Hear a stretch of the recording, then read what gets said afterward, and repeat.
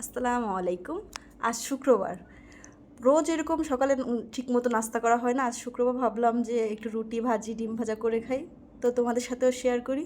প্রথমে আমি একটা পাত্রে একটু আটা নিয়ে নিয়েছি, একটু লবণ দিয়ে। এখানে আটাটা সিদ্ধ করলেই বেশি ভালো হতো, তো এখানে আমি গরম পানি দিছি। এখন আমি সিদ্ধ করি নাই, একদম যত কমের মধ্যে করা যায়। তো সিদ্ধ করে এই যে আমি আটাটা সুন্দর করে মেখে নিয়েছি। তারপর আমি একটু আলু ভাজি করব। আলুটা ছুলে এই যে কেটে দিচ্ছি।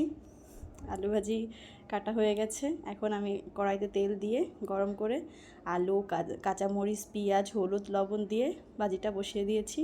এদিক দিয়ে আমি আটাটা সুন্দর করে আর একটু মেখে নিয়ে সুন্দর করে ডো বানিয়ে নিচ্ছি। আমি অত ভালো রুটি বানাতে পারি না, অনেক সুন্দর শেপের হয় না। তারপর যতটুকু পারি তাই তোমাদের সাথে একটু শেয়ার করছি, যেহেতু আমি একা একা থাকি।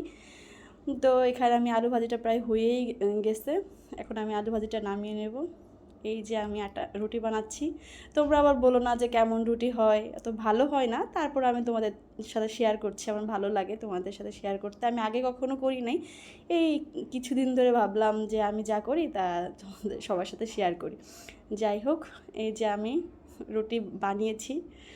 যেমনই হোক, আমি তাওয়াটা বেশি গরম করে বানাচ্ছি। আমার রুটি অত ফুলেও না, তো আজকে ভালোই রুটিটা ফুলতেছে। আমার দেখেও খুব ভালো লাগছে। এই যে যে কয়েকটা রুটি বানাইছি সবই ফুলছে। এই যে ডিমটাও ভেজে নিলাম লাল লাল করে। ডিম একটু লাল লাল ভাজা না হলে আমি খাইতে পারি না। পিট টুপিট করে সুন্দরভাবে লাল করে নিয়েছি। এই তো আমার সকালের নাস্তা রেডি। যদিও একটু হলেও ভালো লাগে, তাহলে please like, comment, share, subscribe করে আমার পাশে থেকো।